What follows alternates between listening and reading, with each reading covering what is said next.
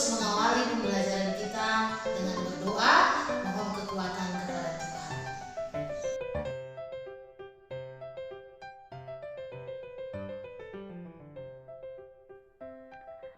Makna hidup beriman kepada Yesus. Jadi setelah kita belajar kemarin tentang apa itu iman, sekarang kita mempelajari bagaimana makna hidup orang yang sudah beriman kepada Yesus. Bagi kita yang sudah beriman kepada Yesus, percaya kepada Yesus, mari kita melihat hal-hal apa yang perlu kita pahami ya sebagai orang yang sudah beriman dan percaya kepada Yesus. Nah, yang pertama yang mau kita lihat adalah makna hidup beriman.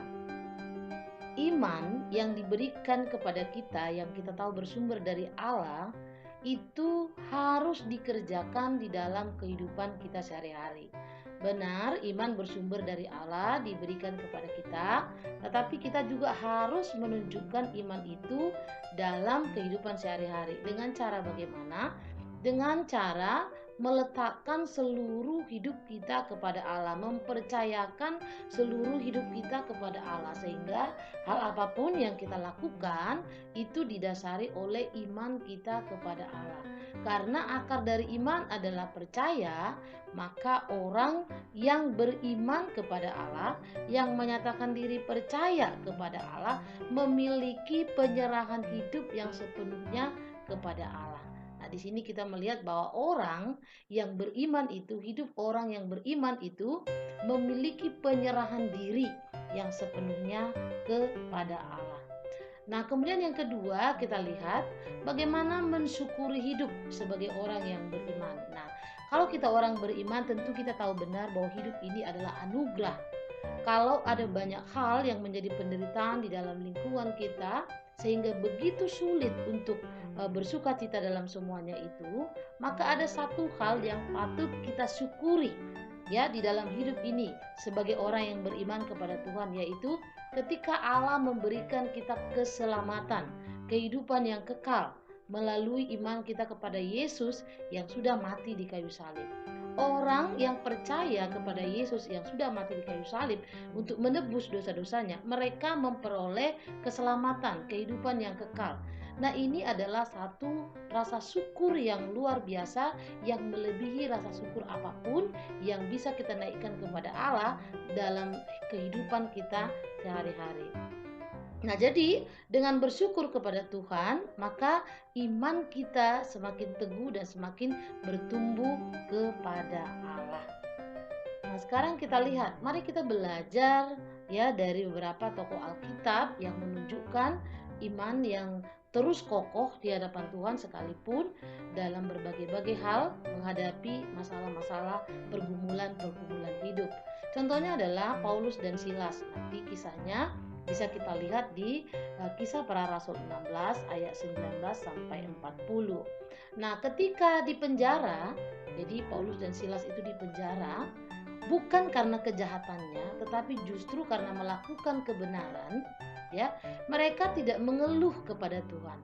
Mereka tidak marah kepada Tuhan, tetapi mereka tetap mengucap syukur dengan menyanyi dan memuji-muji Tuhan.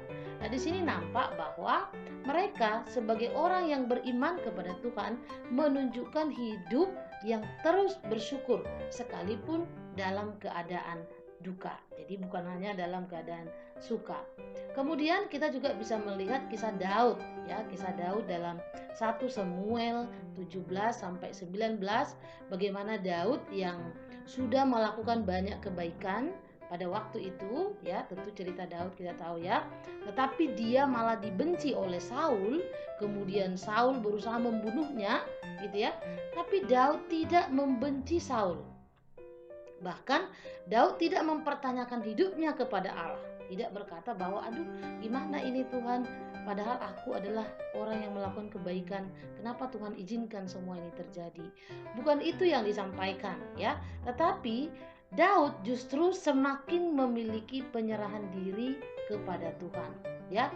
Dia tidak menyalahkan Tuhan atas keadaannya, kemudian semua hal yang dia alami dalam hidupnya sebagai penderitaan dia serahkan kepada Tuhan.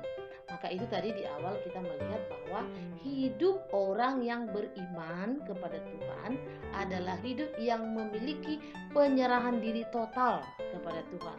Ada hati yang mau melihat bahwa segala sesuatu yang dia alami itu tidak pernah keluar dari kehendak Tuhan. Nah, jadi apa artinya makna hidup orang yang beriman?